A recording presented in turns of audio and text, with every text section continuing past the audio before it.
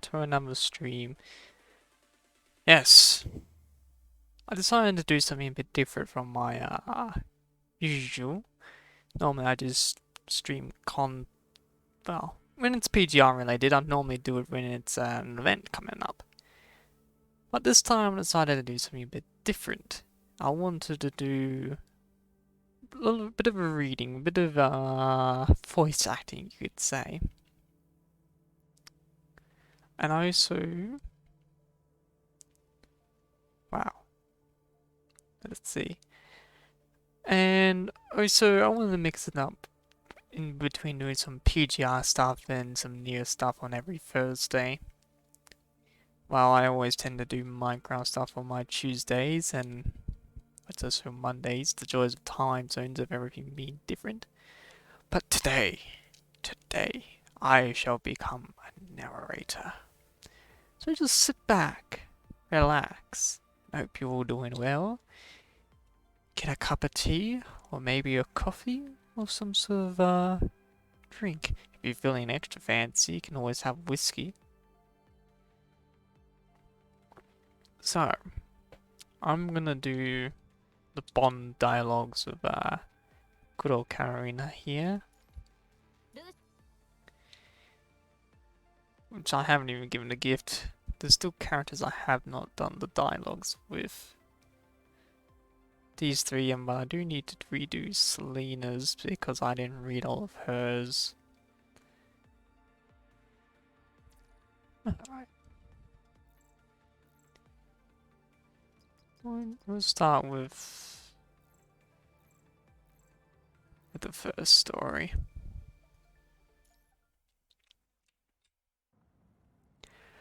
1:36 p.m. outside City 072. The signs beside you fly backward. Background's moving. You have not been to the service for a while. Right now, you're on your way to a conservation area at 072. You're a comms notification from your terminal. Commander, how's it going? Almost there. That's good. What about you guys? We've removed the threats in Zone Z. West side of City 072 is now free of the corrupted. We are now taking stock of the remaining supplies. Transportation between the service and Babylonia has recommenced. Over 10 conservation areas have since requested assistance from the task force. You've answered the call, and it was sent to help their reconstruction efforts. City 072's CPF has been reactivated, and the many refugees and scavengers have been moved there to await medical achievement. Demand for supplies has drastically increased, but communication with Babylonia remains chaotic. Signing your assignment confirmation on the Hippocrates' watchful eyes, you were surprised that she did not stop you. She simply sighed before waving her hand and leaving the rehabilitation room. Lucy and the rest have been assigned to different support teams, setting up scanning devices in areas threatened by hetero creatures. They are to eliminate all threats to secure the supply routes on the surface. Please, take care of yourself, Commander. You too. Glacier smiles before she received a new mission notification in her comms. I have to go, Commander. We're about to head to the next location. Understood. Transmission over. You are suddenly greeted by light. Your vehicle has passed through an abandoned block. The sun is no longer hiding behind the tall buildings. You immediately notice the towering metallic CPF in the distance. We're almost there.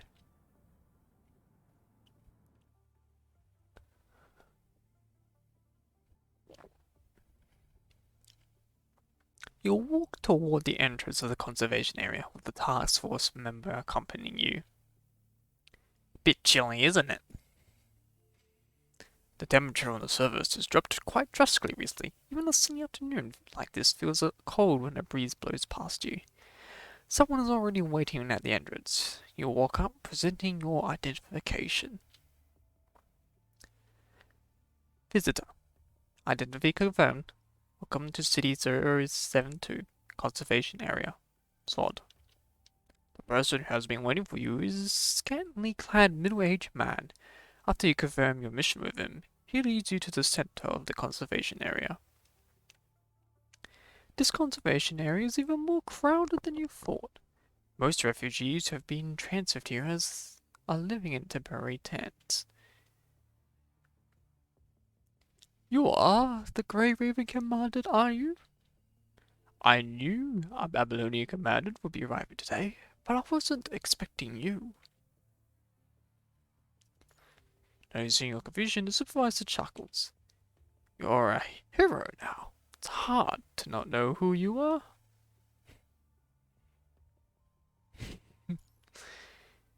If they are sending you here, then I suppose. The supervisor lowers his head as if completing the rest of his words turning into inaudible mumbles. Sorry? Pardon me, it's nothing. I just heard you were seriously injured in the last battle, yet you've yet to fully recover. And if you could be back on the surface so soon. Can't seem to sit still. And we can always use more people. Since you are feeling better, you can no longer justify laying on a bed and starve life, as your teammates send you their mission reports. But this mission is something you have never done before. You are exactly as people describe. This place was a mess when we started, and we didn't have space to settle the new refugees. But since transport to Babylonia has returned, we've been slowly receiving supplies. It's a glimmer of hope, so to speak.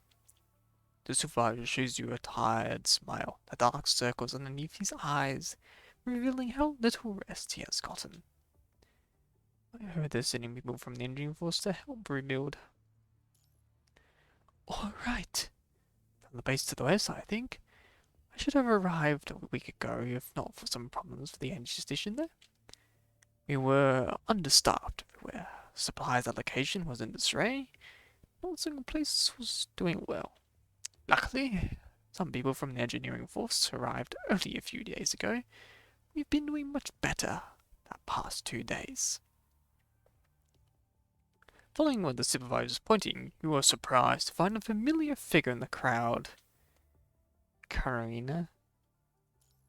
You notice her pair of standing infrared devices from afar. The white-headed girl is dragging supply crates taller than a human as she speaks to her staff member. The staff member reacts with unease before replying.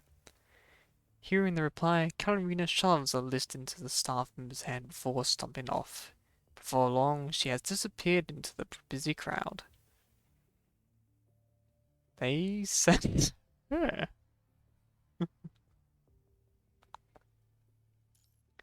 No, she did a lot. News enforcement on our temporary hospital, assessment reports, materials lists, supply requests. We were overwhelmed just settling the wounded, so she's been taking all the reconstruction work upon herself, and we all... Hey, right. I told you to play in the park. You can hear the sound of children playing nearby. The supervisor stops speaking halfway through, turning his head and shouting in their direction. Children stop, lower their heads as he scolds at them. The leading child looks down, fiddling with a controller, and you hear a buzz in the air. A small drone circles around, flying back towards the children. And Jonathan, why are you two everywhere? If you keep messing around, Bossa Mom is gonna take your drone back. Children nod and retrieve the drone on the ground before hopping away. The supervisor sighs, returning to your side. Boss Mom? That's what the kids call Karenina. She's been very popular with them ever since she fixed their toy drone. How many things has she done? It's just, she overturned the previous rebuild plans the moment she arrived, saying they were too slow. Then she dived into walk all alone, not listening to anyone. Some of the folks stationed know a thing or two about construction, but they wanted to help, but communicating with her was difficult, and they were always rejected. Her style was also very, no one was in danger, per se. But there were a lot of puzzling explosions. I mean, it is Karenina after all. She is the explosive wonder.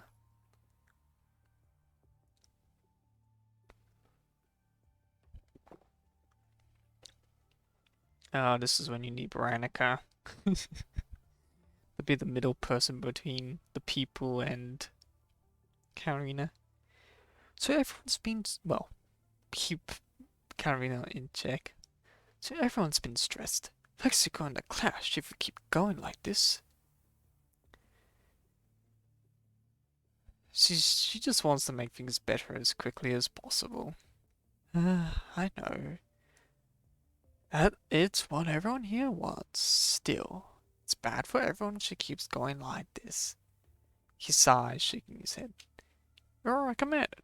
Maybe she'll listen to you. If you don't mind speaking with her. Of course. We've been through a lot. It should be interesting. Hmm. You head toward where Karenina went, arriving at a temporary shelter.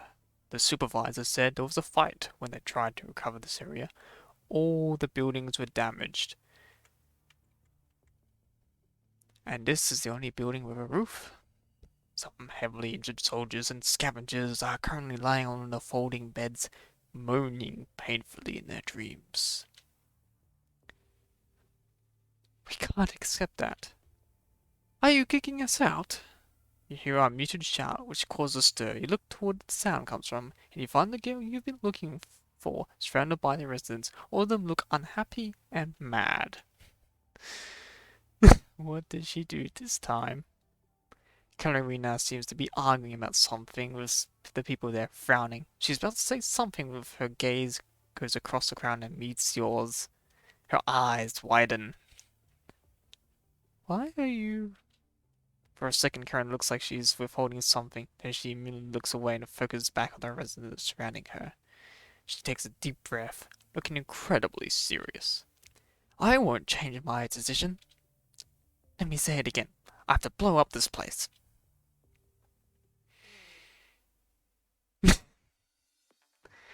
Of course. There's always something involving with explosions. おい、休憩室に戻ったら左側を見てみな。そう、上から2番目の引き出し。絶対に忘れんじゃねえぞ。約束な。Yeah, she always means well. Saver of the moon.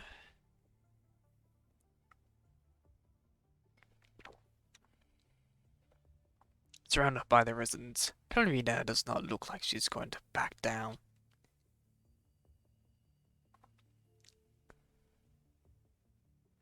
I'm not kicking you out, but this building is no longer suitable to stay. Demolishing now is our best option. The engineering force will be in charge of rebuilding this afterward. Stop joking. That's easy for you to say. Where we're gonna live if we bring this place down. We've been living here since we retook this neighborhood, and there was never been anything dangerous about living here. Do you expect us just to take your word for it? Look outside. Do you think this conservation has any place for us? A haggard scavenger stands up from his makeshift bed. We'll coordinate with the supervisor here and arrange a place for you all. We wouldn't be here if there was somewhere else to stay. Babylonia said they will save us, but their shuttles have come and gone, always taking other folks. But when will it be our turn? Has Babylonia given up on us? As if casting a stir in that short line has caused a ripple, the voices of doubt and distrust quickly echo throughout the room. I heard the hospital has taken in a lot of wounded lately, but the supplies from Babylonia never arrived. Only one constructor arrived, and when they said they sent a team from the engineering force, how would that work? Kenrick grits her teeth, clenching her fists.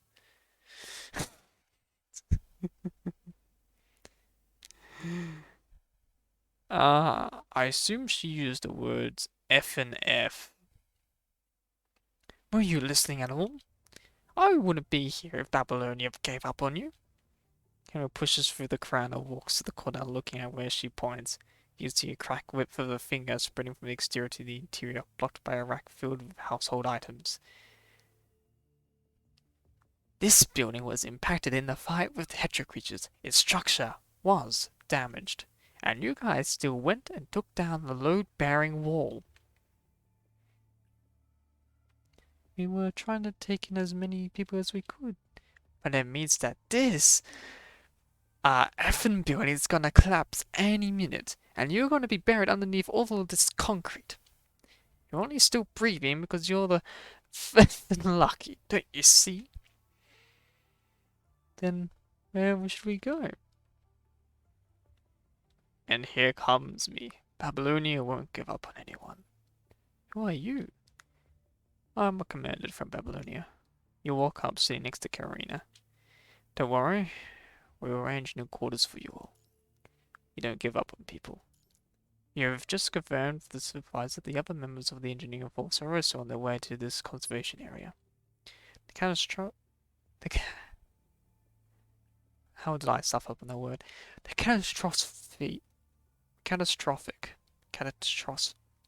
I can say catastrophic, but I'm struggling to say catastrophe. The catastrophe has taken its toll in the past few months. Babylonia could not receive all affected citizens, and the communication with the surface was heavily disrupted. The lack of supplies and the threat of losing their home at any given moment, it is no surprise that fear and doubt has taken root among the people. Karenina must be working so hard because she realized this as well. That's right. She takes a deep breath and looks around, her gaze meeting everyone who's looking back. The reconstruction team of the engineering force exists so that each of you has a home to return to. We won't give up, and we won't give up our duty.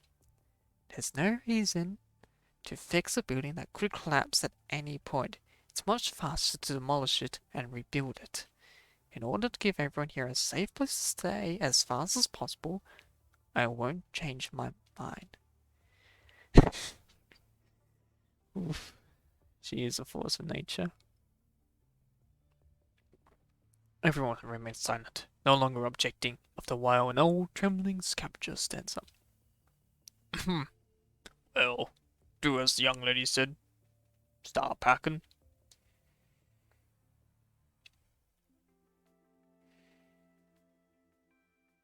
Aided by the staff from the conservation area, the residents did not take long before moving all their belongings out.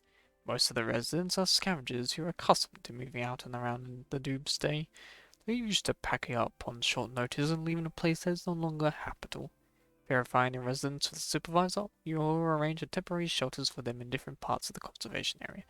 Patients that require secluded wards are moved to the military tent you brought with you. A spotted corner of the room displays a row of unknown flowers done with a chalk and youthful strokes. Next to it, it marks the tally of the days for a smudged prayer sits on top. What are you looking at? Marks left behind the lives that lived here. Right. Carrying the dust off her hands, walked towards you, looking at the same marks and her head tilted, as if the two of you just crouched by the wall next to each other quietly. I don't know when was the last time the commander didn't, actually saw each other. It has to be definitely before the Puglia Forest Park attack. Well, it has to be before the Puglia Forest Park attack. So yeah, a lot has already happened since then. Pretty much like a month or two. Actually, probably a few months, really. So, why are you here? Do a mom mission. You were barely alive on the bed just a while ago. No one could wake you up. It's been quite a visit. Did you visit? Not me. I was busy. It's just what I heard. I'm stoning you, aren't I? That means I'm fine. You better be. Oh, by the way, thank you for speaking up earlier. It was all you. Is that so? Did I do the right thing? She's almost whispering before you can answer. She shakes her head and gently slaps herself in the face. Ah! Not like me to be so indecisive. I'm leaving. I have so much work to do. She gets up and heads towards the door. She stops halfway as if remembering something. Hey. Hey. Did you give your tent to the other residents? Then where are you going to stay? That branch looks stony.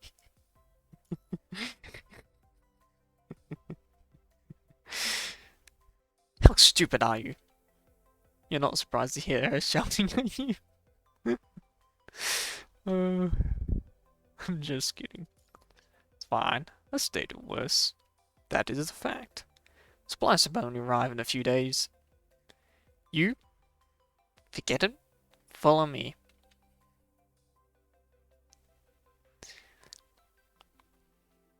You follow Karenina to a corner east of the conservation area and you see a small military tent. This is my tent. You can stay here for now, if you have nowhere else to go. Don't overthink it. I just want anything to happen to you when I'm in charge. Thanks, Karenina. But then you remember that conservation areas usually have sleeping pods reserved for constructs. You're not sure why there's only a tent for you. Where's your sleeping pod? I lent it to some sick kids. Oh, the hospital beds are full right now. At least the sleep pods are more comfortable. Who was she calling stupid again? It's the same.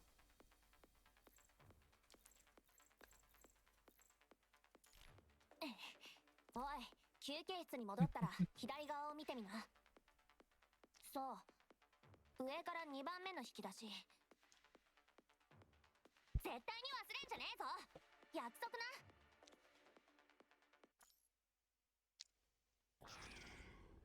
Oh no.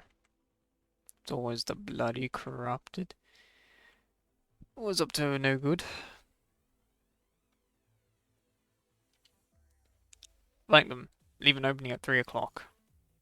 Hearing your orders, the construct soldiers nod knowingly, forming into groups of 3 and scattering, slowly surrounding the dispersed corrupted. Even when their limited firepower cannot damage the corrupted significantly, the soldiers' concentrated barrage still manages to push the corrupted back closer and closer to the planned location. Alright, hold fire. The construct soldiers stop shooting, their guns still drawn, but the soldiers know that the fight is over. Without the constant pressure from the construct's firearms, the corrupted merely revert to their frenzy stage, hoping to charge in and tear their enemies apart. But they quickly find themselves standing on nothing. The ground below their feet suddenly collapses, and the new giant hole devours them whole. You were right. That floor couldn't support so many corrupted and collapsed. That seems to be the roof of an old shopping mall. The deserted structure failed the moment it could not withstand the weight of the corrupted, bearing everything that was standing on top. Karenina figured it out after all. It's because of her acute assessment that the corrupted could be so effortlessly dispatched. Every bullet is a valuable resource at a time like this. In that case, the corrupted in this region are all eliminated. Thanks all for your work. Yeah, used to it. I reckon the engineer force are the hardest working ones right now. The materials for the reconstruction are still on the way, while so many are still needed on a roof. You have been seeing Karenina going back and forth between different parts of the conservation ever since she demolished that unstable building. You rarely seen her rest. You happen to have a construction materials list that requires Karenina's approval before submitting it to Babylonia. So you decide to find her after this mission. All clear? Dismiss. Confirming Karenina's whereabouts on your terminal. You're surprised to find out where she is.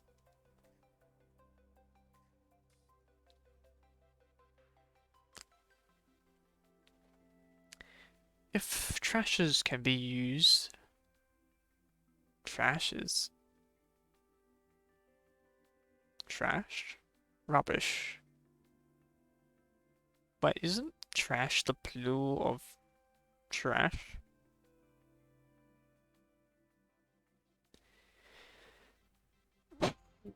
If if rubbish can be used to measure the advancement of human civilization, the hill that is at the landfill before you tells the story how quickly the golden age was developed. Amidst this dead mountain, the lively girl who suddenly appears is all the more noticeable. Carefully, Karen retrieves a black panel from beneath the pile of trash. Get the fork out! In the blink of an eye, Karenina pulls the panel with a whoosh, and the rubbish stacked above only sways ever so slightly. Perfect. Before she can finish feeling smug, the stew pile of trash suddenly rushes toward her like an avalanche, almost drowning her. The panel only survives since she raises above her head at the last minute. Hearing your shout, the infrared devices above Karen's head poke through the rubbish pile that has buried her all of a sudden. Almost simultaneously, she jumps out nimbly. What are you doing here? You don't look injured. Of course. How can this junk ever hope to hurt me? I was just caught by surprise. Karenina skips to your location. Running at this distance, you can tell that her face is covered with dirt. From where, you cannot say.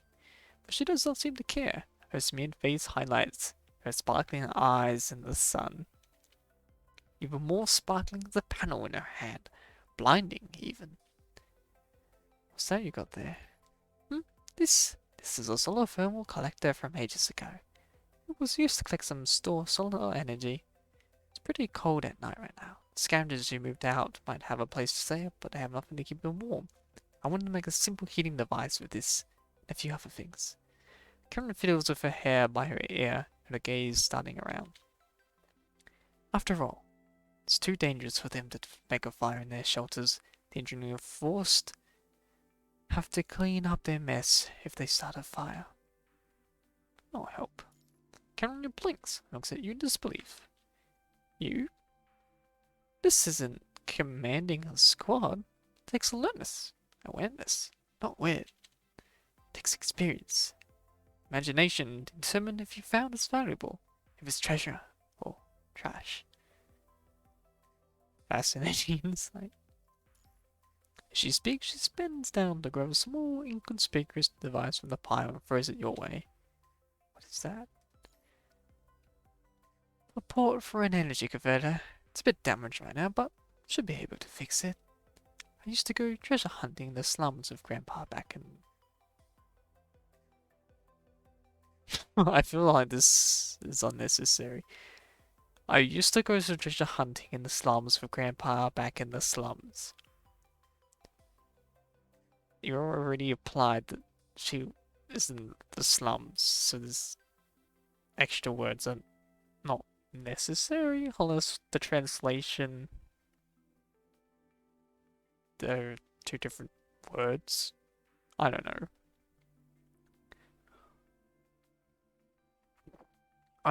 Don't even doing this. I have noticed some spelling mistakes and some sentences where I think it did not translate as well. But there's the times it just works quite well. We would find all kinds of parts to assemble machines that we didn't know. Karenina takes the port back and easily fixes it before attaching it to the panel. Even unassuming junk can become treasures that can help people in the hands of engineers. Amazing. We look for some treasures as well. Look around and see a small object glittering in the sun. Pick it up. You find a chip with an integrated circuit attached to it. Karenina, take a look. Taking a small trinket from you, she flips it around in the sun. Light passes through it as it strings the shell, scattering in the rainbow of colors, but Karenina eventually shrugs. Yeah, it's just a small bulb of direction, but something useful, actually. At most, it will give off a little bit of light.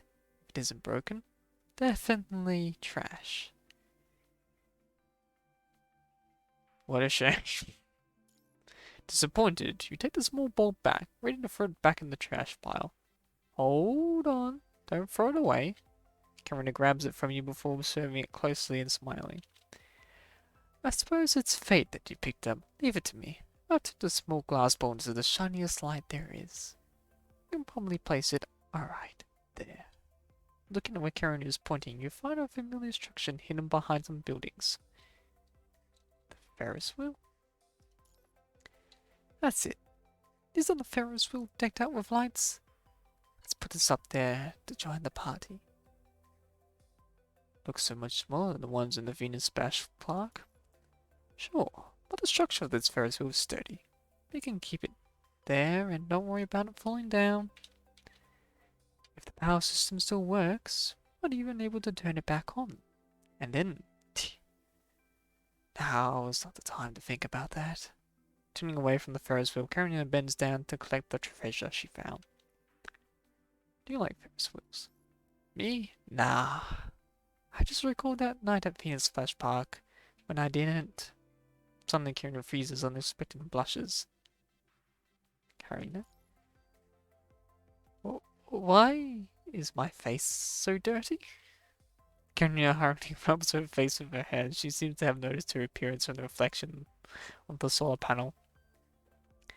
Why didn't you say something? What, you knew? It's alright. No one else is around. It's not alright. How stupid are you? He wants to say something more, but the supervisor of the conservation suddenly calls you, sounding urgent. He knows how the CPS stopped working properly all of a sudden. The voltage of the CPF dropped drastically out of nowhere. How the hell? I see. I'll be right there. I'm coming with you. You two place the things you have found in the cart, then you make your way to the central purification filter. You don't want the CVF foil. 長期的な疲労状態にある場合、顔色が悪くなり、髪の毛が抜け、シワも増えて。何を読んでるかって？ふん。お前に休憩しろって忠告してんだよ、バカ。Karen is already telling me to break. It hasn't only been an hour. We still got more to go.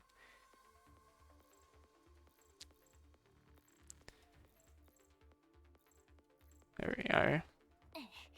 おい、休憩室に戻ったら左側を見てみな。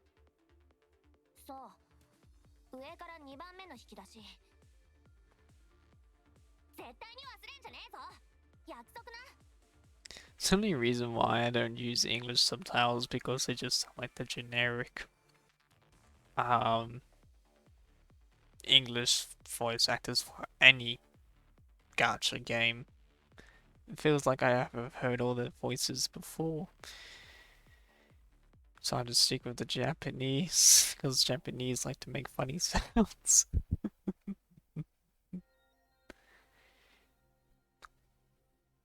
The interior of this CPF is tidier than you expected, with no creature and mechanoid remaining or weird vegetation to be found.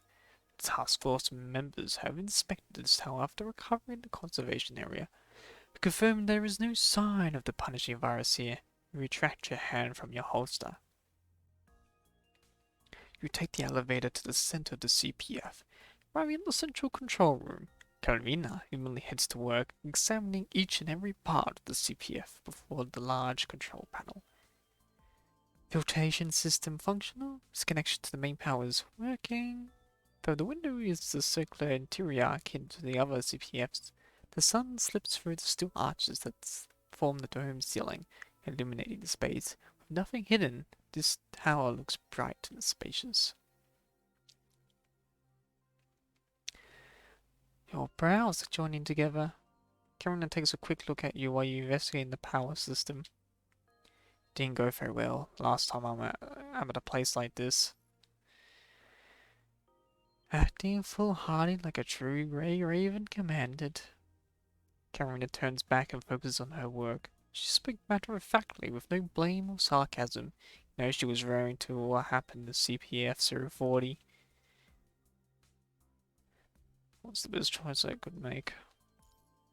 Even if it costs your life? She suddenly stops and turns around. Have you ever doubted the choice you made? How can you tell if your choice is the right one? I think the alarm from the terminal interrupts you. Warning. Centrifuge array in Sector C malfunctioning. Please connect maintenance personnel to resolve the issue immediately. Gotcha. I knew it. Let's head down. The centrifuge array is placed deep underground. You need to take another elevator of a higher clearance to get there. You hear a rhythmic clang that sounds like a metal hitting metal as the lift slowly descends, sounding clearer and clearer further now, accompanied by a small shrieking scratch. It's never pleasant hearing metal grinding into metal. Karenina. Wait, do you feel like the elevator is malfunctioning? Right as you say that, the elevator sounds like an alarm as if it's desperately trying to prove that the two of you are right.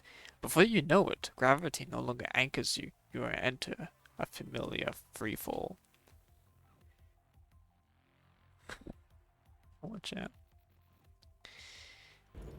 You can hear the sound of metallic cables snapping above you. Karen leaps toward the elevator control and pulls the emergency brake. Brace for impact.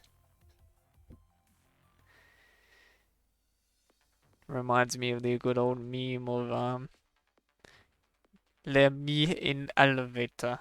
Elevator snaps. Jump before hits the ground. Survives. Everyone else is dead. There we are. おい、休憩室に戻ったら左側を見てみな。そう。The emergency brake has stopped the platform in the middle of the elevator shaft. The two of you sit down, leaning in a corner. Luckily, your comms are still working. Reporting your situation to the supervisor. You're told that a rescue will arrive soon. With nothing else to do, you can only wait. Karenina, meanwhile, keeps staring at the CPF blueprint, mumbling to her as investigating the cause of the malfunction. Shite. How could I miss such a small problem? Calm down, Karenina. Even for a construct continuously operating in such high intensity like Karen has been long overloaded her mind, not to mention that her sleeping hall is given to children in the conservation area. It's okay to slow down. You've been working too hard. Have you seen those people? They survived the punishing virus. They survived the red tide and the hedge breaches, but their lives are in danger once again because the reconstruction was halted and the resources are scarce. No matter how many corrupted monsters we kill, clenching her teeth, Karen smashes the fence by her side. Even after we save them, we still can't stop them from dying. How can I accept that? All I can do is speed up the reconstruction so that everyone has a place to go home. I can't afford to stop. She lowers her head with her arms around her knees, her voice getting quieter. But your mind is taking more and more stress.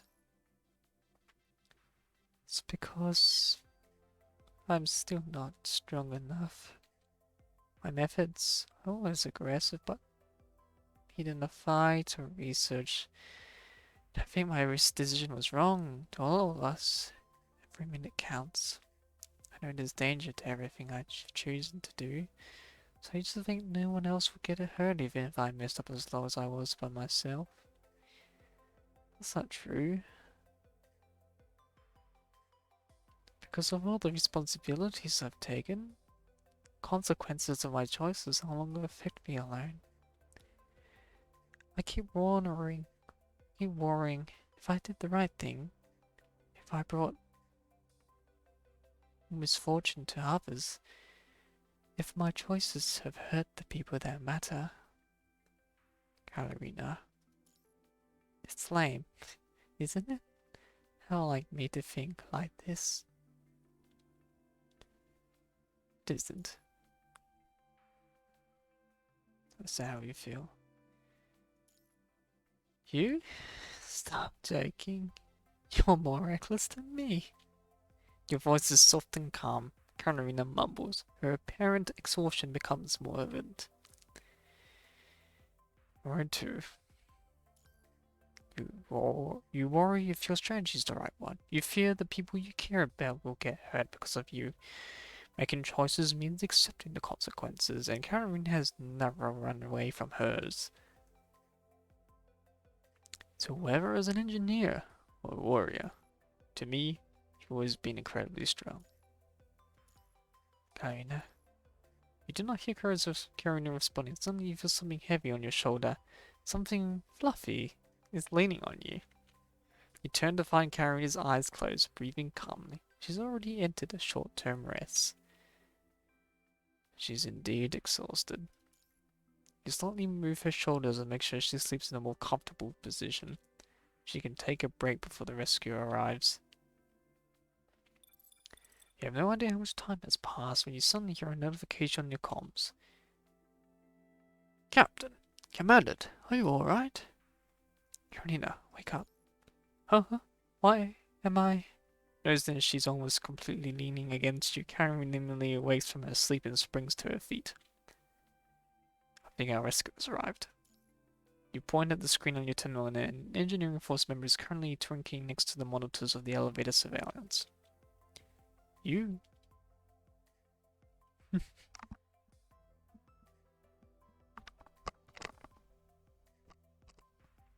It's the guy that she actually remembered, even though she's been working for her for 3 years. I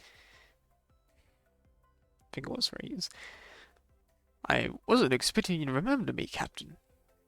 Whatever. How's it looking? Can you fix it? Staff Major, leave it to me. I can't believe I get to witness our glorious Captain Karenina trapping herself inside an elevator shaft. Another voice appears in your comms. Why are you here as well? Shouldn't you be in Babylonia? You're not sure if you're imagining things, but you feel like Karen is a little disgruntled there. The vice captain was updating me shortly after I arrived at the conservation when the supervisor came and told us that our captain had trapped inside the CPF and required our help. The vice captain is very concerned about your situation and asked me to keep the call connected. I wasn't concerned. I just wanted to miss any moment she made a fool of herself. Teddy? Karen jumps up, her inverted eyes standing with a swoosh, clenching her fist. She would have lifted Teddy by his collar were here in the same room. She is so forceful that the elevator seems to shake from her movement. The elevator is shaking. Lovely to see you so sprightly. Still, I recommend getting some good sleep. You look like an idiot snoozing all over the Grey Raven commanded. You hear the sound of the call ending on your terminal. Teddy just barely missed the raging scream from Karenina. Captain commanded. I better connect the transistor manually. Stay away from the door. Carrie's gonna knock some heads. I'm glad that you're not hurt. Two of you exit the CPF to find the supervisor and the residents of the conservation waiting outside. They all look concerned. Why are there so many people here? People were worried. Fortunately, it was nothing serious. Colleagues are reliable. That's good. Captain, come here as soon as the problems with the base to the west were fixed. And be sure some people are arriving tomorrow, so the reconstruction team can finally start. So I've also confirmed that the CPS is running again. We return to its normal output in about 2 hours. Good. Remember to check the other arrays? There was something wrong with the numbers on arrays 03 and 06 in Sector C, Karenina. What? Take a break. I know. Stop buzzing like a bee. Yeah. Captain, leave it to us. We'll make sure it gets done. Alright. And the maintenance on the filter cartridges? Do you want to enter a resume right next to the filters? At least, just for a moment. I aren't others. You win. Fine, I know. I'll leave it to you guys. Always a hard worker. When there's a crisis, she always runs to it. Tries to either to blow it up or blow it up and make it work.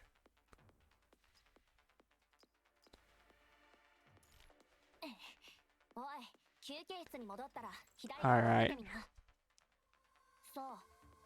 Last story.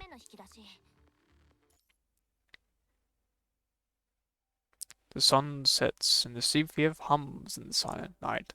As the reconstruction effort progresses steadily, the resources gradually arriving, the residents of the conservation area are no longer sleep in fear. It is a full moon tonight, with the sky looking brighter than usual. The children are allowed to play outside for a little longer, while those who have finished their work gather in small groups around simple campfires. Before you realize it, you're surrounded by children. Their blinking and twinkling eyes widen as they tell you your heroic tales of the task force.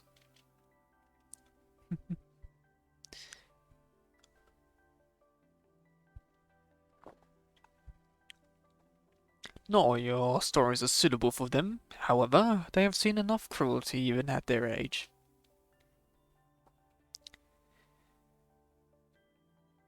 What happens afterward? Can Karenina defeat the monster, if it's so powerful?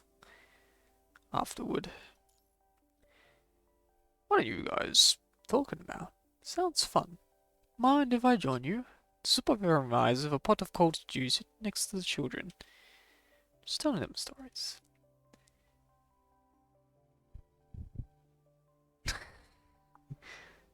They can hit an auto-target of the corruptor from 800 miles away? Twice? Jonathan jumps off, spinning the small plastic pistol in his hand before blowing the tip of the barrel. Lucia's sword can dance, can freeze her room? Kelly makes a convincing stance with a wooden sword. You recall the supervisor telling her that she's been practicing combat techniques ever since she was rescued.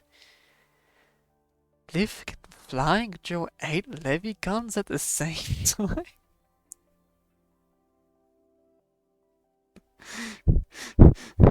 Eight. 8 levy guns. That seems a bit overkill. The children relate the stories of Grey Raven to the survivor, each one adding their flourishes. The survivor chuckles as the stories go on, his tiredness swept away from the warmth by this campfire. Except, they're exaggerating. Especially the part where Liv performed a suplex on Musashi 9. Still, you're giggling like the rest of the people by the fire. And then, Bossa Mam can make a beautiful fireworks with her cannon. That is true. Go with us, Commander. We'll ask Bossa Mam to show us when she's free. Ryan dances around in his seat with his drone in his arms. That is when you notice that someone has painted an angry rabbit on the small machine. You immediately think of the raging expression of a certain individual, how her rabbit ear-shaped devices flip over. Does look quite similar? Similar to what? To Karen. What? Even her angry screams sound like a wait a minute. You quickly turn around to find Karenina standing behind you with a look as furious as the little rabbit on the drone. Karenina is here. Nothing. Nah. You promptly deny any wrongdoings on your part. Fortunately, she just doesn't look angry anymore, only tilting her head in confusion. The engineer behind her, however, is chuckling quietly, noticing your gaze. He pretends to cough before giving you a huge thumbs up. Hey, we've got a bro. Baffling. Whatever. The supervisor said you were looking for me? Yeah, I was waiting for you. Somewhere I want to take you. Where is it? I want to go, I want to. Right, springs up energy going to be held back by the supervisor before he even finished speaking.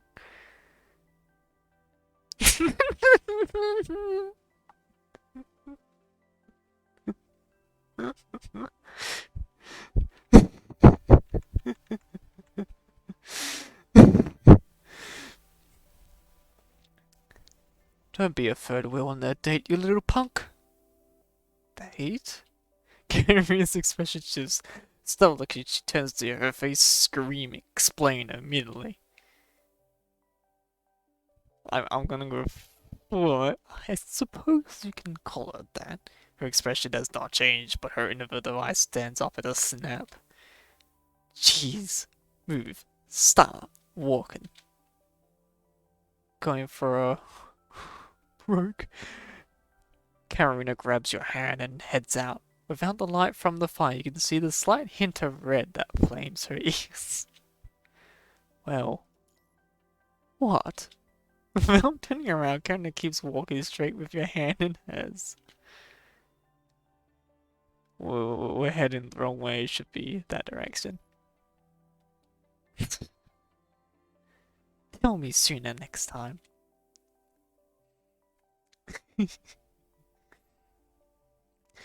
You lead Karenina to the fairground, stopping before the Ferris wheel. Why did you take me here? Hold on. Stay here. You head to the control room and make one final safety check before initiating the power system of the Ferris wheel, step by step. You have rehearsed it with the engineer once already, but you cannot help but feel nervous right now. Push the button. Karenina hears the familiar sound of a giant machinery running. It finds itself bathed in light. The sleeping Ferris wheel begins to spin.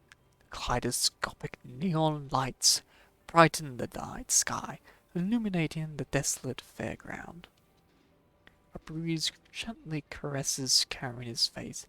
She finds herself inside a fairy tale. Did you do this? With some professional help. I see. Fixing the Ferris wheel. Is it possible? Captain was right. Machines of this scale often come with their own power system. Our Ferris wheel has been pretty good condition. Pretty sturdy too. Shouldn't be too difficult to make it run again. Can you show me how? Sure. Let's give Captain a surprise. Sorry to bother you when you're so busy. It's alright. This isn't anything complicated. Not to mention that Captain has completed several construction plans all by herself. We're actually quite free at the moment. The engineer scratches his head and grins, shamefaced.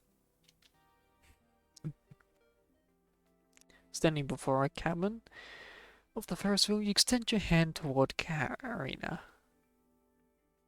Will you be its first passenger? Since you asked, I'll begrudgingly agree. Despite what she says, Karen looks far from reluctant. Instead, she quickly pushes you inside the cabin before jumping in herself. Your passenger car slowly rises, and your view gradually expands. The conservation area turns into small blocks, the horizon in the distance fading in and out. You might be used to seeing the surface in a bird's eye view, but this slow and calming climb is giving you new perspectives. As if for a brief moment, the small corner of the world is free from the dangers and worries. Why did you want to fix the Ferris wheel? I wanted to show you this. You point to the horizon. repaired street lamps, reconstruction sites paved the space between the conservation areas to be a warm light shine where people are, twinkling like stars, forming an unbreakable net, connecting and extending. The lights. Lights. There are more of them now, aren't there? Staring at the stars underneath her, Karenina understands what you're trying to say. Grandpa once told me that cities in the Golden Age shone even at night. They were so bright that you could see them from space. But the earth I saw in Babylonia after I became a construct has always been shrouded in darkness. But that's changing now. Your cabin stops briefly as it reaches the top of the Ferris wheel. The whole city lays bare before you. Karenina places her hands on the fence and looks into the distance. Hey, look at that. Once that highway is fixed, you can transport supplies between those 3 nodes. Conservation Area 073 has a sizable farm.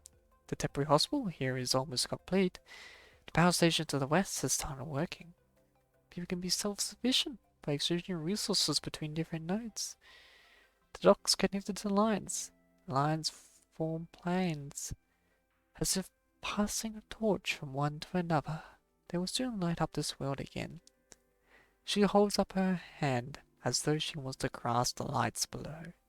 Karenina grins, her eyes glistering with pride. But I won't be satisfied. One day, I will take our home, put a light on every corner of every city. The engineering force will not stop fighting, not now, not ever. Karenina lets out her grand visions, her eyes radiating with fire, more fierce than any flame. Why are you looking at me like that? I think you're cool. I think you're adorable. And Karenina is pretty cool.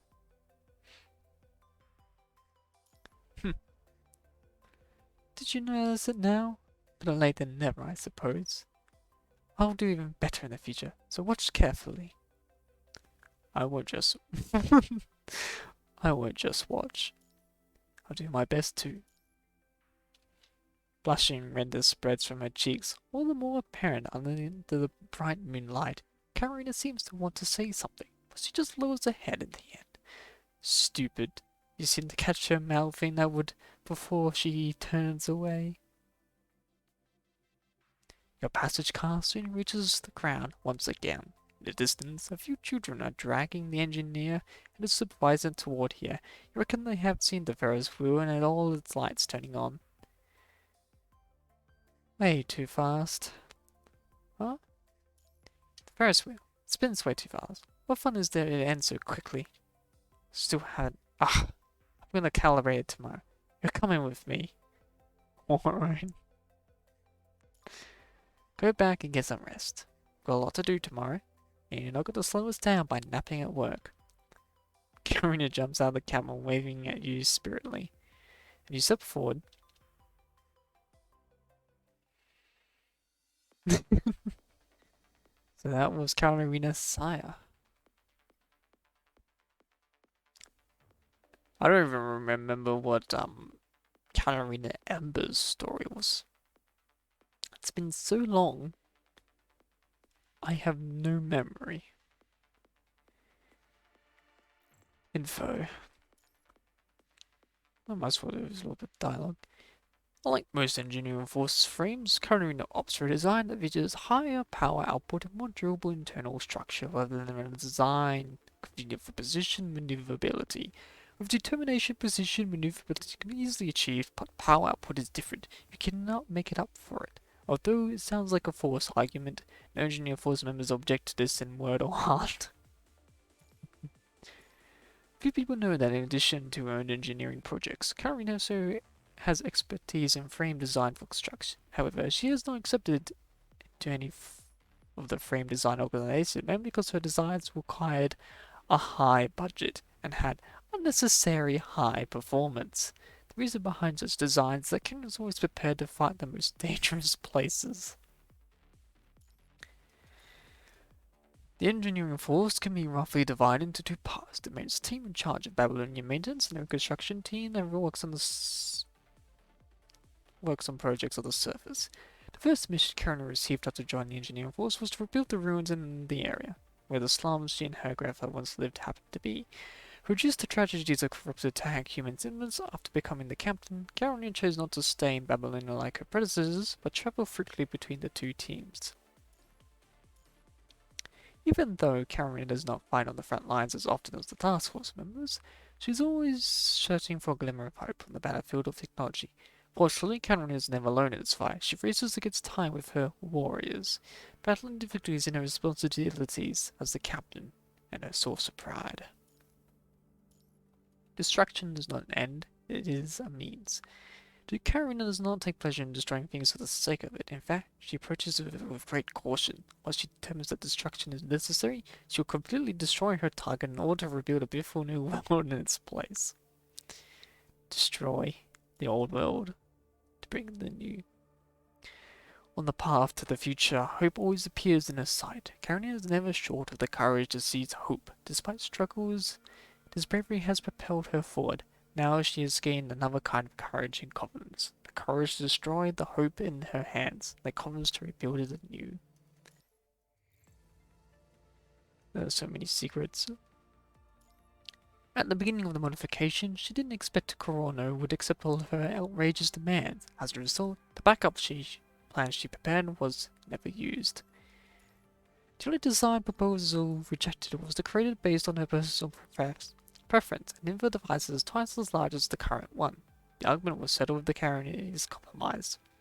After the person showed her her scenario where the wearer had to crouch down to pass through the doorway after installing the new inverter device. Members of the engineering force can hear the captain and vice captain arguing almost every day. Although it sounds like Karenina is winning, Teddy is also impeccable. Currently, Karenina's win-loss ratio against Teddy is 126 to 382. Oof. It's huge.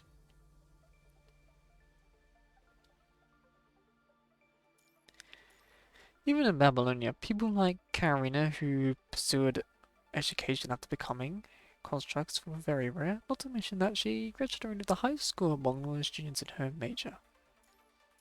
During her study, Karenina tried learning musical instruments, eventually chose to learn the drums. Her vocal teacher at the time described her sound as the beasts that strike the soul. Soon after that, advised her to quit in a gentle manner.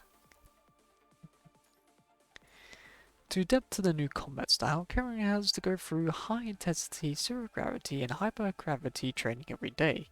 The biggest struggle to overcome is to avoid being hit by her two ponytails in the face during the spin. The blast hammer was intentionally designed to retain the capability of launching projectiles so that Karenina can still bring back her good old days from time to time, as her shooting targets are usually the ruins that need to be demolished. This leisure activity of hers has actually saved a large amount of money that would otherwise be spent on demolishing machinery. Due to the slight differences between simulated gravity on the moon and the Babylonia, Karenina often hit the ceiling for exerting too much force when she first arrived on the moon. When Karenina was back to the Babylonia, it took her some time to get used to the simulated gravity there. She acted gently even when walking, surprised by her over-delicate movements, and insisted her to get more rest. For a long time, Karenina didn't understand why people kept looking at the top of her head while talking to her, until the Great Raven came and explained that her device shook back and forth when she talked. Of course, there's so many voice lines. In Japanese, Chinese, and English.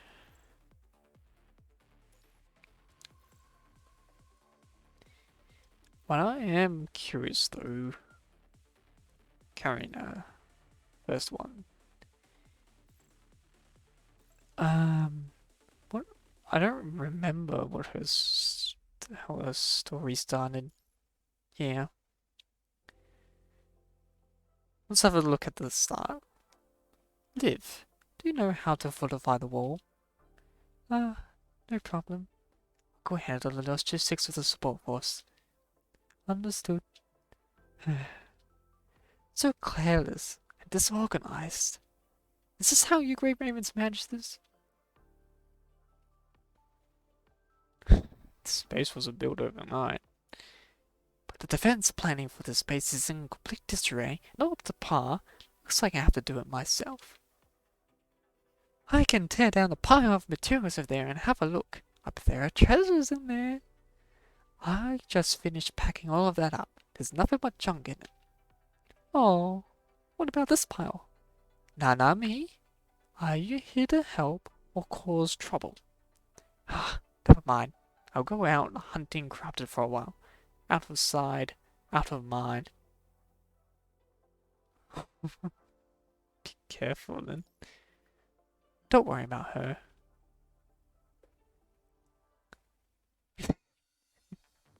Alright. That was Karenina's first dialogue. Damn. It's like a blast from the past. It's been so long since I've only got Karenina number 2. I can actually do her story. I still haven't done it. I think? No. Commanded. Target corrupted is making a run for it. Estimates directory. The radar isn't looking good. What's wrong? Commanded. If we keep chasing, we'll be charging right into enemy territory. If you enter enemy territory, the mission will... Then don't let it in! Karen, what are you doing? Doing what I do best. Wait, the border is a minefield. If you blow it up, I'll just avoid the blast. We'll blow up the ravine so you can't climb out. Everyone brace yourselves. Hey, Commander, think of a way to stop her. There's no stopping Karenina.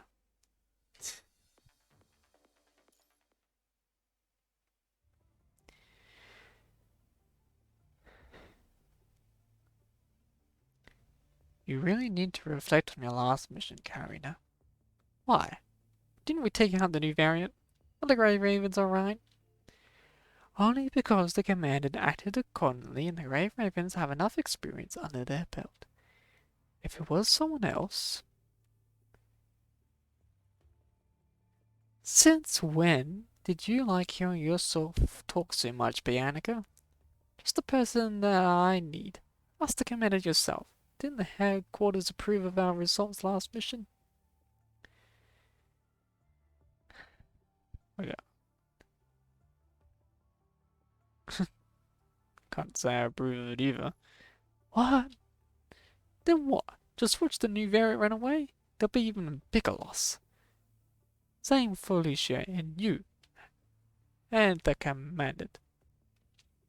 I did what I had to complete the mission, and now I'm taking all the blame, even though it was a success. That's because what you did was too dangerous. You can all use all sorts of other methods to track down the new variant, not just throw yourself into harm's way. Enough already. I don't want to talk about this anymore. I just can't read.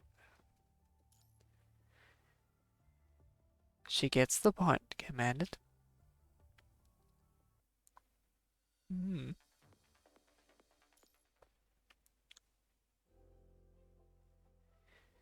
Did Banneker bring you here? Not entirely. Okay. Either way. I've changed a lot, too. I won't just keep my mouth shut now. Instead, I'll just speak my mind. Wouldn't you learn that before? What are you trying to say? Stubborn, greedy, jealous. Commander, look me in the eyes. I'll get stronger, stronger than anyone. I'll be able to help you more than anyone. Huh? I knew that mission was dangerous, but I want to prove myself to you. I Sorry. Got carried away. I need to go for a walk, commanded.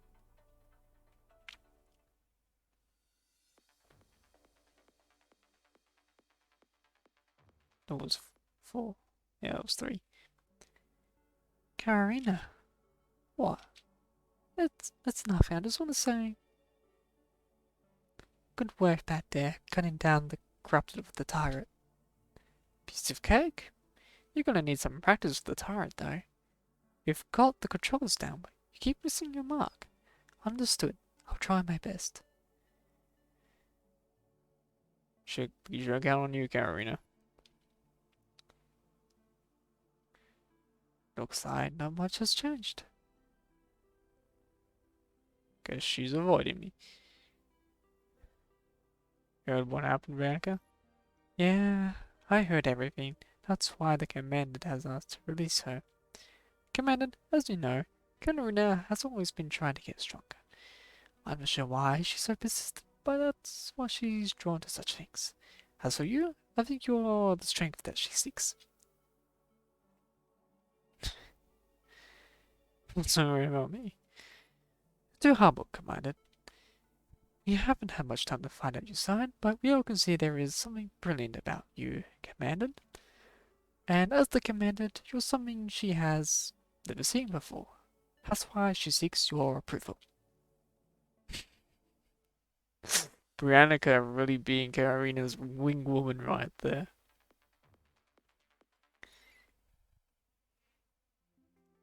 Commandant? Commandant? You really are strong. You've been watching all this time, haven't you? I was just making some observations. Fight my hardest in battle too. That's why. That's what made me find the courage. Commandant, like the other constructs, I stop at nothing to achieve my goal. Just like I said earlier, I want to become strong. Stronger than anyone. Only then will I have the right to replace Lucia and the others, right?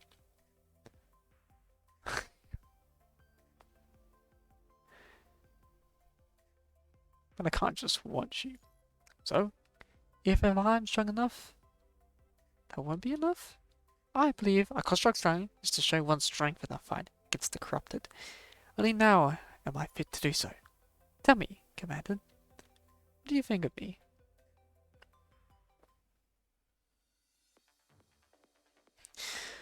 Oh geez, the older Carrier dialogues are so short compared to the newer one. All the weird stuff I said before. Just pretend that never happened. I wanted to answer you. There are many things I like about this squad. But what I don't like is... There are many things I don't like about the squad. But what I don't like most is you. I just didn't even make you mad, did I? You make me so mad. You're just an ordinary commander, but you always do the impossible. You always have the silliest tactics, but they always work out as expected. You don't have our combat ability, yet you're stronger than any of us. Sorry? And you have such a contagious attitude. That's why I don't like you. But simply, I can't stand anything about you. I can't stand your undying optimism. I can't stand that you treat everyone fairly. I can't stand that you always bond with other constructs. Am I not strong enough? Or do you think I'm gonna go back to base? Oh, my friend Karenina. Huh? What kind of weird thing is that to say? Oh, jeez. Jeez. Oh, a lot has happened since the end of this. Oh. Man. This woman's been through a lot. I am curious what's the 6th chapter of Blast. Looks like the fortification of the periphery is complete. I thought I was gonna have to come back later and do it. Gee, way to trust us. Yeah, I want to protest too. Without the Commandant and Karenina, would this have turned out like what I... Without the Commandant and Karenina, would this have turned out like what I was worried about? Regardless, we're out of time. Ask Karenina to announce our next construction project. I quit. Huh? I said I quit. Wait, why do you quit? Without you, we'll be back to having Lee on our hides all day, every day. Yeah, keep helping us, Karina. Like I said, I don't get all buddy-buddy with you. Maybe tomorrow I can order... Then have to watch my weapons turn against you. I finally get why Bianca has it rough. You don't want to be with this kind of person. So, it's no use thinking too far ahead, since we're all constructs. We can become corrupted at any moment. So let's just keep each other at arm's length. Calm to go now. For there to be a future. Huh? Karenina. What the command means is that we need to form... Ah yes, it's Lee. Form a close bond with each other. Otherwise our future will be swallowed up by darkness. Dana, do you want to see Lee's Bond dialogue? Do you want to see Lee blush? What do you think now? I think I want us to become true companions. Lucia, Lee, Liv, Commander. Everyone from now on is far more compelling than I imagined. I wanted to join, but I found myself out of place. You've been a part of us quite some time. Really? I don't think. Yeah. Yep. It's already official. Is that how it works? Commanded, I hope I can always come back here. Is that okay?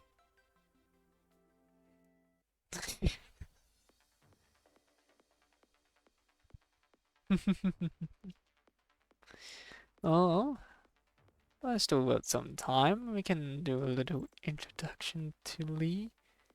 Lee. Because this one, he definitely blushes. I remember all of this dialogue. This one, I have no memory. Let's do the first chapter of Lee. Live, keep your distance. You will need to learn to use different types of defense to complete a kill. You and Lucia have different tactic systems. You can't just intimidate attackers back at the style. Of course. These explain so easy to understand. I just often turn around and analyze how constructs can help boost our construct's abilities. Hopefully, through analysis information in the database, constructs will have a chance to fulfill and prove themselves. Really? Something else, Lee? Oh, I remember all these dialogues. Essentially, give Lee compliments. Lee does not like compliments, even though he actually does like compliments. What are you buttering me up for? Just being honest. Ah, is that so? I just know that something's up. I'm just messing with you. You're not this petty, now are you, Commander? If it's nothing, then I'll get back to helping Liv. Can I carry on training myself from here? Well, I might as well do the second one, since that was short. These have been taken care of. We can start retrieving resources now. Lee is a tsundere. Lee is very much a tsundere. Okay, I'll leave you to secure the perimeter. I'm going to search the area and ensure that it's safe. Alright? Without Raymonds. Not really struggling yet. Retrieving and recycling resources has always been an important process. That's not what I meant. Alright. I know you didn't really mean it. Could you lend me a hand if you don't mind? If you don't know if something can be recycled or not? Just show it to me. How are you gonna sleep? I would like to dissect a single-celled constructs like Kamui if the opportunity arises, and see why in the world is his performance so bad. He was like glinting your eyes. I currently have no interest in dissecting humans. Thanks, Lee. Jeez, I forgot how socially awkward he was at the beginning. He gets better over time. Looks like the parts and tools are ready. Should be fine as long as there aren't any hidden security issues or vulnerabilities. Routine examination? That's right. You want one too? I should be thankful that no one came to bother me. Ahem. Well, giving your timely praises is always to increase our chances of winning.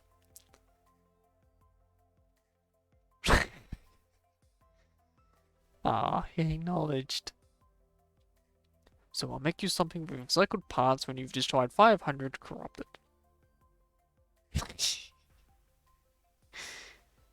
A handmade robot? I don't know if I should praise your humans or not. I'm starting to wonder if there's no end to your greed. You know, some constructs consider them different from humans, while others consider them just still human. But Lee always tends to refer to himself as a construct, even though he used to be human. Are you changing your mind? Ask me again when you've destroyed 500 corrupted. Alright, 4. Yo, Commandant! What are you doing here sneaking around? Quiet. Wow, I thought you were spying on something top secret, but what's so interesting about Lee? He just goes in and say hi. Hi, Lee. You were busy with something. I saw come in here picking for a while now. Thanks for Kimui. Commandant, care to explain why you were ordering outside my room? I didn't want to disturb you. Just let me know next time. I want to bar off you from entering. See? I told you, just go and say hi. But I'm curious about what you were doing too. It's none of your business. Don't you two have a mission to do or something other than spying on me? Checking up on your building is also my job. Look, all you want, I'm quite sure you'll lose interest soon enough. What about me? I'm interested even if Commander isn't. Bloody Kamui.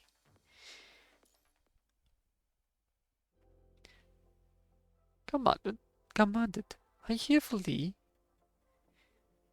Something needs repairing. Now that you mention it, Lee did ask me about what you liked a few days ago. Really? Commander, you look happy? Society, we're getting along well. Your emotions are written all over your face. I never thought human emotions could be this strong and penetrate through an explosion-proof door. Usually, nothing can physically block these types of things. Is that so? I think you should carry out some research on human emotions. You can start with Commandant. Why are you going to experiment on me? Don't worry, it's nothing dangerous. By the way, give me your timer. It broke, right?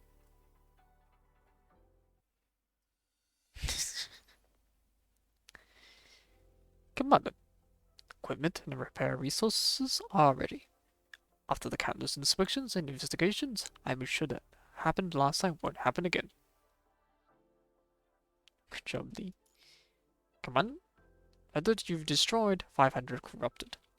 The time it took certainly exceeded my expectations, but I'm a man of my word. So still remember that promise. Take a guess. Hello, Catty? Hello, Kitty. I don't know how you come up with something like that. Mini-Lee? Do you want me to treat you like Kamui?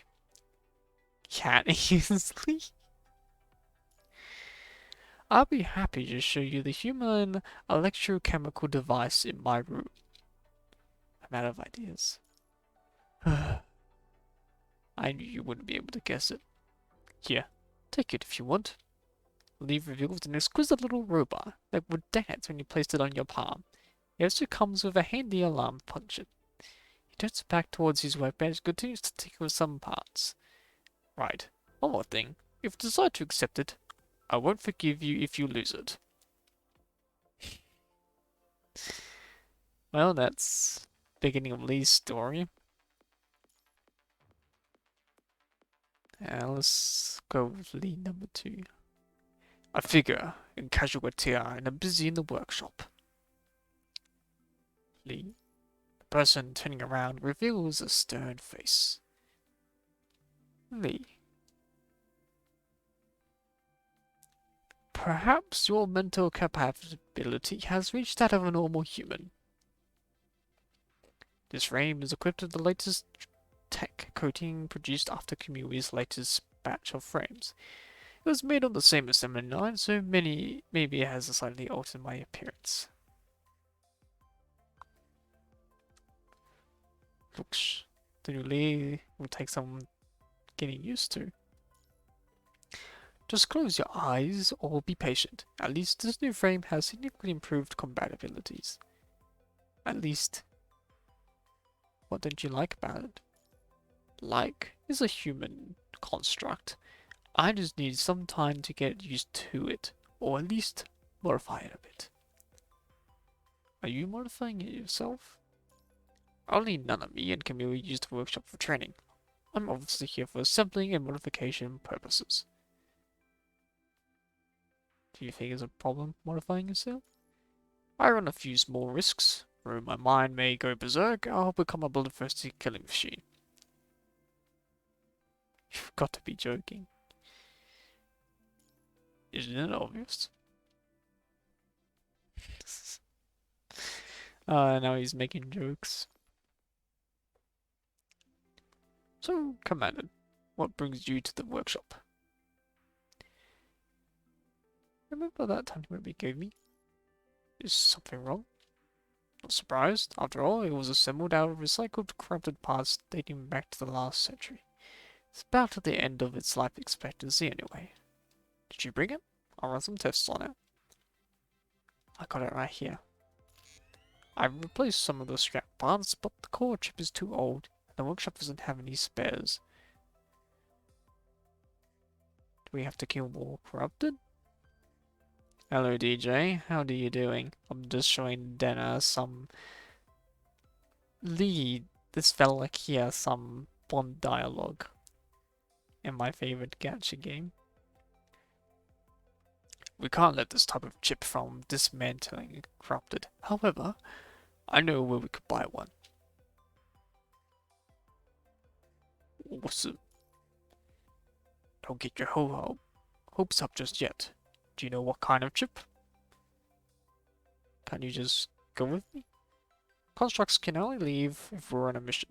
You need to submit an application to your superior if you want me to go with you. Are you sure? That's what it takes you to go with me. Alright, let's go.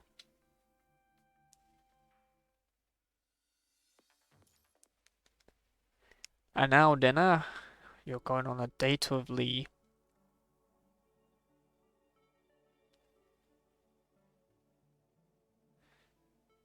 Hi, I see you playing this game. Why there flat story in the game? What do you mean by flat story?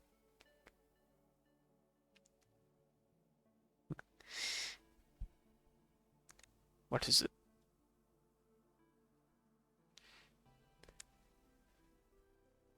I wasn't expecting you to be able to keep up with you.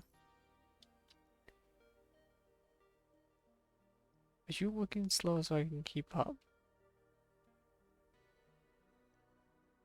Because this makes me the play path to nowhere.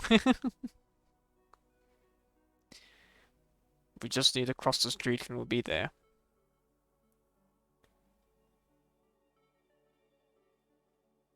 Why are you wearing a hoodie? I just don't want any unnecessary trouble. Just for them girls. Forget it. Let's go. Commotion. An unfamiliar girl runs up and stops in front of Lee. Then sticks her arms out and stops him. For some reason, her face has a tinge of red. Perhaps it was from running over here. Hey! You're my kind of type. Can I have your ID number?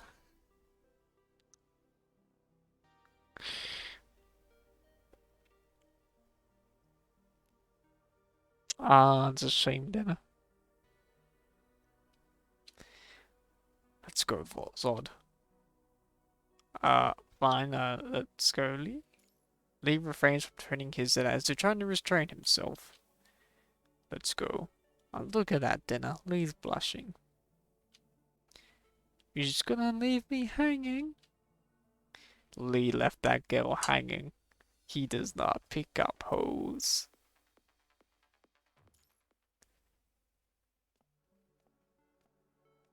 You've been staring at me long enough. If you've been saying to something, I'll just spit it out. Is this the answer you were referring to? I ran into the same thing on a previous mission.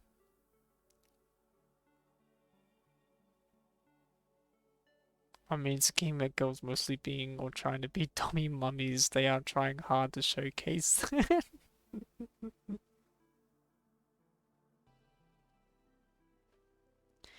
I ran into the same thing on a previous mission.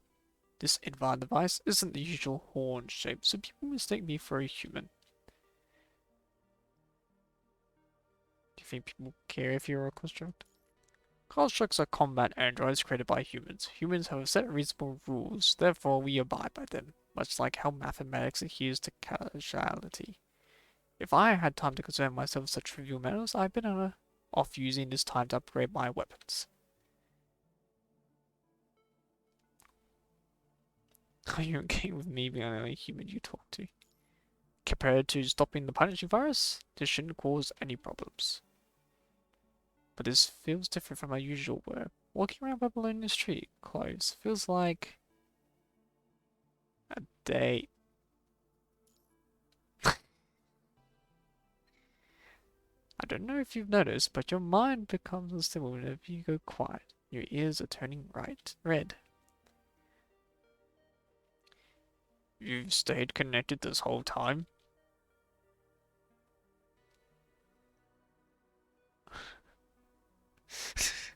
Are you shyly? Quit joking around. I think there's just a glitch in my heart regulator. I'll troubleshoot it and fix it later.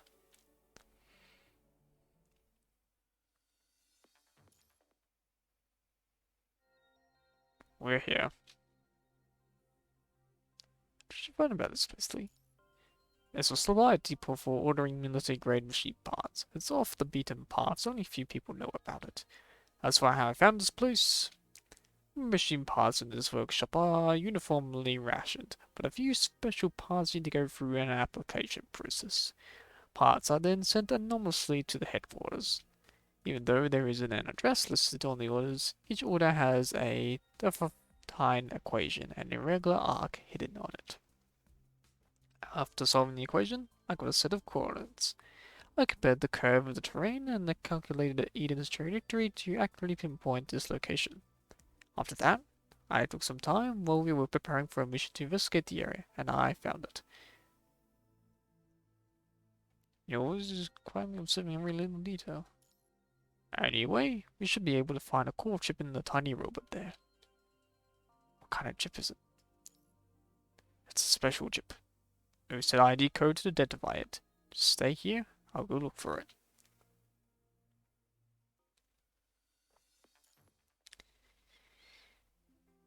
Lee looks at the chip a while before stopping. Did you find it? You could say that. Lee, your ears are turning red again. When I get back, the first thing I'm gonna do is troubleshoot my heat ventilation and fix whatever the heck is wrong with it. Chip in Lee's hand is a chip not much bigger than a fingernail. Two strings of binary numbers separated by the gap embossed on the chip. One string starts with a 0, another with a 1. Aside from this, there is no further identification on the chip. 010001110001111.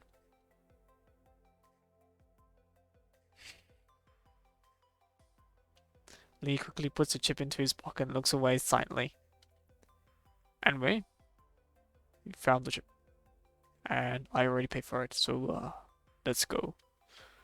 Also, it's because this chip is just right. It's not like I intentionally nor is it because of the binary. Forget it. It's nothing. Let's get going.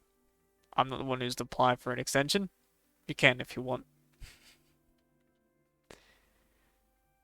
Strangely, I'm leaving. Is there something special about 011100111001111? What about the other string of numbers? And that was the date with Lee. Short story, but it definitely shows Lee warming up to you, becoming more fond. Becoming a little more fond.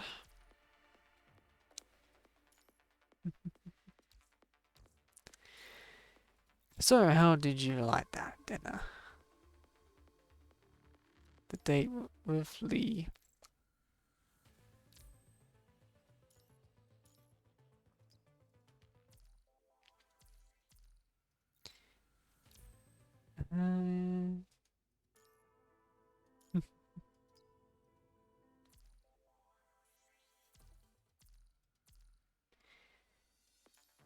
Well, I'm just like collecting my dailies here now. Well then, I think I'll leave it there for today. Any words from I